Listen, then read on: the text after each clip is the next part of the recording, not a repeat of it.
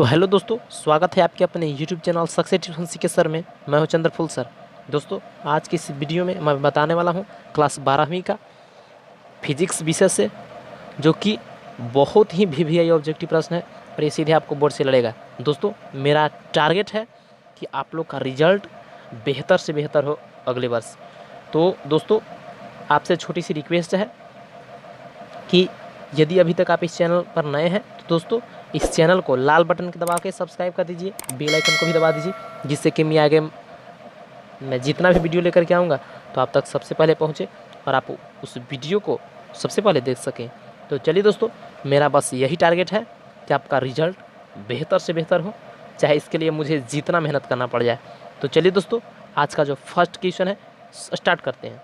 देखिए, first question कह रहा है कि एक आयनिक यौगिक में A आयन इकाई से लेकर घन के कोने पर है तथा B आयन फलकों के केंद्र पर है, तो इस यौगिक का सरलतम सूत्र क्या होगा? तो इसका सरलतम सूत्र जो होगा दोस्तों AB3, यानी कि जो आपका C ऑप्शन है बिल्कुल सही हो जाएगा। सिंपली C पे टिक आउट कर लेंगे। तो चलिए दोस्तों, बढ़ते हैं अगले प्रश्न की ओर। तो अगले प्रश्न कहता है कि निम्नलिखित में कौन अणु संख्य गुण नहीं है? निम्नलिखित में कौन अणु संख्य गुण नहीं है? तो ये जो है आपको पता होना चाहिए कि दोस्तों वाष्प दाब है, ये संख्य गुण नहीं, यानी कि जो आपका ऑप्शन ग है बिल्कुल सही हो जाएगा। सिंपली ग पे आप टिक आउट कर लेंगे। तो चलिए दोस्तों, बढ़ते हैं अगले क्वेश्चन की ओर। तो तीसरा प्रश्न कह रहा है कि एक घोल जिसमें 6 ग्राम यूरिया 90 ग्राम जल में उपस्थित है, इसका वाष्प दाब में आपेक्षिक अवनमन निम्नलिखित में से किसके बराबर होगा? दोस्तों, ये न्यूमेरिकल है, आप खुद हल कर लीजिए। और तो जब आप इसे हल करेंगे तो इसका जो आंसर है आ जाएगा 0.02, यानी कि जो आपका ए ऑप्शन है बिल्कुल सही हो जाएगा। सिंपली दोस्तों आप ए पे टिक आउट कर लेंगे। चलिए बढ़ते हैं अगले क्वेश्चन की ओर। तो अगला प्रश्न कह रहा है दोस्तों, चौथा प्रश्न कहता है कि विशिष्ट चालकता की इकाई होती है, तो ओम प्रति मीटर सेमी प्रति मीटर होता है, यानी प्रति ओम प्रति सेंटीमीटर होता है। दोस्तों, प्रति ओम प्रति सेंटीमीटर, यानी कि जो आपका ऑप्शन सी है बिल्कुल सही जगह। सिंपली दोस्तों सी पे आप टिक आउट कर लेंगे। तो चलिए दोस्तों, बढ़ते हैं अगले प्रश्न की ओर। तो 5 प्रश्न कहता है कि किसी पदार्थ की अभिक्रिया की दर निम्नलिखित में किस पर निर्भर करता है? तो ये करता है दोस्तों, किसी पदार्थ की अभिक्रिया की दर निम्नलिखित में से किस पर निर्भर करता है? तो ये करता है सक्रिय मात्रा, यानी कि जो आपका ऑप्शन ग है बिल्कुल सही हो जाएगा। सिंपली आप ग पे टिक आउट कर लेंगे। चलिए दोस्तों, बढ़ते हैं अगले प्रश्न की। तो दोस्तों, छठा प्रश्न का है कुहासा कोलाइडी विलयन में क्या होता है? तो ये जो होता है दोस्तों, द्रव कण गैस में परिक्षिप्त हो रहते हैं, यानी कि जो आपका ऑप्शन ए है बिल्कुल सही हो जाएगा। कुहासा जो है VVI दोस्तों, ये प्रश्न है बिल्कुल VVI प्रश्न है, याद रखेंगे। यानी कुहासा जो है कोलाइडी विलयन में द्रव कण गैस में परिक्षिप्त रहते हैं, यानी कि कोई इसका जो आंसर है बिल्कुल सही हो जाएगा। चलिए बढ़ते हैं अगले प्रश्न की ओर। तो 7 प्रश्न कहता है कि सल्फाइड अयस्कों को सांद्रण प्रायः निम्नलिखित में से किस विधि द्वारा किया जाता है? दोस्तों, आप पढ़े होंगे सल्फाइड अयस्कों को जो सांद्रण है फेन उत्प्लावन विधि द्वारा करते हैं, यानी कि जो आपका क ऑप्शन है बिल्कुल सही हो जाएगा। सिंपली आपका पे टिक आउट कर लेंगे। ये भी दोस्तों VVI प्रश्न है। तो चलिए बढ़ते हैं अगले प्रश्न की ओर।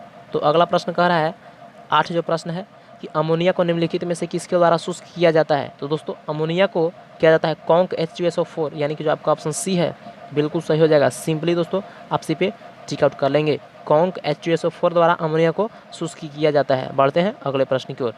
तो 9 प्रश्न कहता है कि निम्नलिखित में से किसका बंधन ऊर्जा सबसे अधिक है? दोस्तों, ये जो है SS का जो बंधन ऊर्जा है, बंध ऊर्जा सबसे अधिक है, बंध ऊर्जा जो है SS का सबसे अधिक है, यानी कि बी जो आपका ऑप्शन है बिल्कुल सही हो जाएगा। सिंपली बी पे टिक आउट कर लेंगे। चलिए दोस्तों, बढ़ते हैं अगले प्रश्न की ओर। तो 10 प्रश्न कहता है कि निम्नलिखित में से कौन सा आयन रंगहीन है? निम्नलिखित में से कौन सा आयन रंगहीन है? तो ये जो है Cu+ जो है रंगहीन है, यानी कि जो आपका ये है बिल्कुल सही हो जाएगा। सिंपली ये पे टिक आउट कर लेंगे। चलिए दोस्तों, बढ़ते हैं अगले प्रश्न की ओर। तो आइए दोस्तों, कहता है 11 प्रश्न कि निम्नलिखित में कौन प्रतिचुंबकीय है? निम्नलिखित में कौन प्रतिचुंबकीय है? तो S यानी Sc3+, यानी कि जो आपका C ऑप्शन है बिल्कुल ये जो है दोस्तों, ये जो है क्या है? प्रतिचुंबकीय है। सी ऑप्शन बिल्कुल सही हो जाएगा। सिंपली सी पे आप टिक आउट कर लेंगे। चलिए 12 प्रश्न कहता है कि NiCO4 में Na का प्रसंकरण है, यानी Na का जो प्रसंकरण है दोस्तों इसमें हो जाएगा आपका sp3, यानी कि जो आपका ऑप्शन सी है बिल्कुल सही हो जाएगा। सिंपली सी पे टिक आउट कर लेंगे। ये पूछता है VVI दोस्तों प्रश्न है।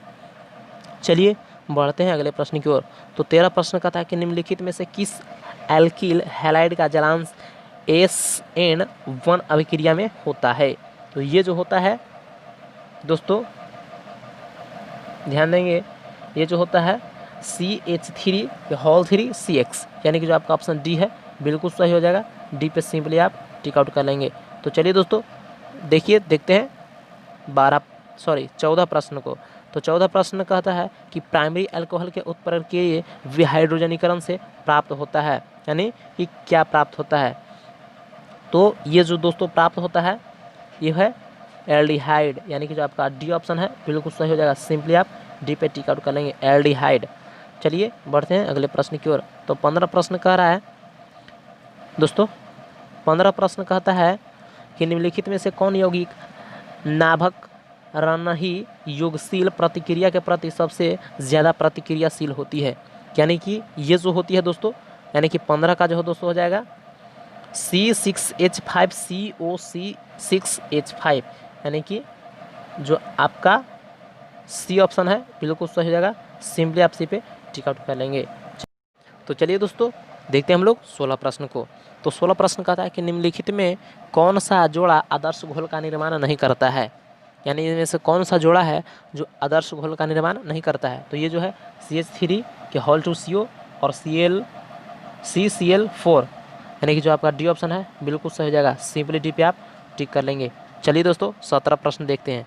तो 17 प्रश्न कहता है कि निम्नलिखित में कौन आयोडोफॉर्म अभिक्रिया नहीं देता है। दोस्तों निम्नलिखित में से कौन आयोडोफॉर्म अभिक्रिया नहीं देता है। तो ये जो है CH3OH, यानी कि जो आपका ऑप्शन बी है बिल्कुल सही हो जाएगा। सिंपली आप बी पे टिक आउट कर लेंगे। चलिए दोस्तों बढ़ते हैं अगले प्रश्न की ओर। तो 18 प्रश्न कहता है कि निम्नलिखित में से कौन 3D संक्रमण श्रेणी का सदस्य नहीं है, यानी निम्नलिखित में से कौन 3D संक्रमण श्रेणी का सदस्य नहीं है। तो ये जो है दोस्तों AG जो है 3D संक्रमण श्रेणी का सदस्य नहीं है, यानी AG जो है इसका बिल्कुल सही आंसर हो जाएगा।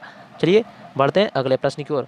तो 19 प्रश्न कहता है कि ओजोन परत की चलायमानता को समाप्त करता है, यह निम्नलिखित में से किसके कारण होता है। तो दोस्तों ये जो होता है Hg2O के कारण होता है। Hg2O के कारण होता है। तो चलिए दोस्तों बढ़ते हैं अगले प्रश्न की ओर, यानी 20 प्रश्न देख लेते हैं क्या दोस्तों। 20 प्रश्न कहता है कि गोल्ड संख्या मापती है। तो गोल्ड संख्या जो मापती है लायोफिलिक सोल के द्वारा लायोफोबिक सोल की रक्षण क्षमता मापता है, यानी कि जो आपका क ऑप्शन है बिल्कुल सही हो जाएगा। सिंपली आपका पे टिक आउट कर लेंगे। चलिए दोस्तों बढ़ते हैं अगले प्रश्न की ओर। तो 21 प्रश्न कहता है, देखिए 21 प्रश्न कहता है कि निम्नलिखित में से किसका उपयोग फॉर्मेलिन के रूप में होता है। निम्नलिखित में से किसका उपयोग फॉर्मेलिन के रूप में होता है। तो दोस्तों HCHO का जो है इसका उपयोग फॉर्मेलिन के रूप में होता है, यानी कि इसका जो ए आंसर है बिल्कुल सही हो जाएगा। सिंपली आप ए पे टिक आउट कर लेंगे। चलिए दोस्तों बढ़ते हैं अगले प्रश्न की ओर। 22 प्रश्न कह रहा है कि तनु एवं अम्ल क्षारीय KMnO4 के घोल को क्या कहा जाता है। दोस्तों इसे कहा जाता है, आपको पता होना चाहिए कि वेबर अभिकर्मक, यानी कि जो आपका ऑप्शन सी है, यानी ग बिल्कुल सही हो जाएगा। सिंपली दोस्तों ग पे टिक आउट कर लेंगे। तो चलिए दोस्तों बढ़ते हैं अगले प्रश्न की ओर। तो आज का 23 जो प्रश्न है कह रहा है कि लैथेनाइट के सबसे सामान्य एवं अस्थायी ऑक्सीकरण अवस्था है। तो +3 है, यानी कि जो आपका ऑप्शन डी है बिल्कुल सही हो जाएगा। सिंपली दोस्तों आप डी पे टिक आउट कर लेंगे। चलिए दोस्तों बढ़ते हैं अगले प्रश्न की ओर।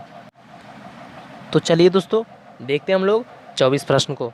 तो 24 प्रश्न कहता है कि K3FeCN6 का IUPAC नेम क्या है, यानी दोस्तों K3FeCN6 का IUPAC नेम क्या है। तो इसका जो IUPAC नेम है दोस्तों पोटेशियम हेक्सासाइनोफेरेट 3, यानी कि जो आपका ऑप्शन घ है बिल्कुल सही हो जाएगा। सिंपली आप घ पे टिक आउट कर लेंगे। तो चलिए दोस्तों बढ़ते हैं हम लोग 25 प्रश्न की ओर। तो देखिए 25 प्रश्न कहता है कि which of the following is bated legend, यानी कि इसका जो आंसर हो जाएगा इथाइल क्या है दोस्तों, ethyl diamine, ethyl diamine, यानी कि जो आपका ऑप्शन बी है बिल्कुल सही हो जाएगा। सिंपली दोस्तों आप बी पे टिक आउट कर लेंगे। तो चलिए दोस्तों हम भी बी पे टिक आउट कर लेते हैं। यानी तो चलिए दोस्तों देखिए 25 के बाद मैं 30 लेकर के आ रहा हूँ, चूँकि 25 के बाद यानी 26, 27, 28 जो है दोस्तों प्रश्न, ये इसमें कुछ त्रुटियाँ थी तो मैंने उसे हटा दी है और डायरेक्ट मैंने 30 को लाया है। तो चलिए 30 जो आज का जो प्रश्न कर रहा है, ध्यान देंगे कि निम्नलिखित में कौन प्राकृतिक बहुलक है। दोस्तों बिल्कुल ही वीवीआई प्रश्न है, वीवीआई प्रश्न है।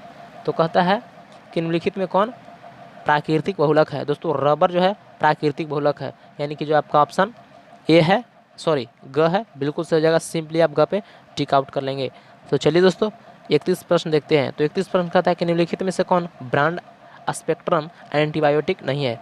दोस्तों यानी कि ब्रांड स्पेक्ट्रम एंटीबायोटिक नहीं है। तो ये जो पेंसिलिन है ये ब्रांड स्पेक्ट्रम एंटीबायोटिक नहीं है, यानी कि ग जो आपका ऑप्शन है बिल्कुल सही हो जाएगा। चलिए दोस्तों 32 प्रश्न देख लेते हैं। तो 32 प्रश्न कहता है कि ए बी का परिवर्तन द्वितीय कोटि की अभिक्रिया है। यदि ए का सांद्रण दुगुना है कि कर दिया जाए तो प्रतिक्रिया का दर जो है निम्नलिखित में से कौन सा गुणक से बढ़ जाएगा। तो ये बढ़ जाएगा 4 गुना, यानी कि जो आपका ऑप्शन डी है बिल्कुल सही हो जाएगा। 4 गुना दोस्तों बिल्कुल सही जगह। सिंपली ग पे सॉरी डी पे टिक आउट कर लेंगे। तो चलिए दोस्तों आज का जो 33 प्रश्न है देखिए। तो 33 प्रश्न कह रहा है कि अधिकांश प्रतिक्रियाओं के लिए ताप गुणक निम्नलिखित में से किसके बीच होता है। तो ये दोस्तों होता है 2 एवं 3 के बीच, यानी कि जो आपका ऑप्शन ख है बिल्कुल सही हो जाएगा। सिंपली आप ख पे टिक आउट कर लेंगे। चलिए बढ़ते हैं अगले प्रश्न की ओर। तो अगला प्रश्न कह रहा है कि सेकेंड लास्ट जो है दोस्तों कहता है कि डेनियल सेल में होने वाले सेल अभिक्रिया है, यानी डेनियल सेल में होने वाले सेल अभिक्रिया है। तो ये है Zn + Cu2+, और ये है दोस्तों ध्यान देंगे जो 34 प्रश्न कर रहा था कि डेनियल सेल में होने वाले अभिक्रिया है। तो ये है Zn + Cu2+ अभिक्रिया और Zn2+ + Cu, यानी कि जो आपका ऑप्शन सी है बिल्कुल सही जाएगा। सिंपली दोस्तों आप सी पे टिक आउट कर लेंगे। तो चलिए दोस्तों बढ़ते हैं अगले प्रश्न की ओर। तो जो आज का जो लास्ट क्वेश्चन है तो वो कहता है दोस्तों कि सिल्वर नाइट्रेट के घोल से 108 ग्राम सिल्वर मुक्त करने के लिए विद्युत धारा की जो मात्रा की आवश्यकता होती है वह है, यानी वह क्या है। तो वह 1 फैराडे होता है दोस्तों, यानी कि जो आपका ऑप्शन ग है बिल्कुल सही हो जाएगा। ये बिल्कुल ही वीवीआई ऑब्जेक्टिव प्रश्न है।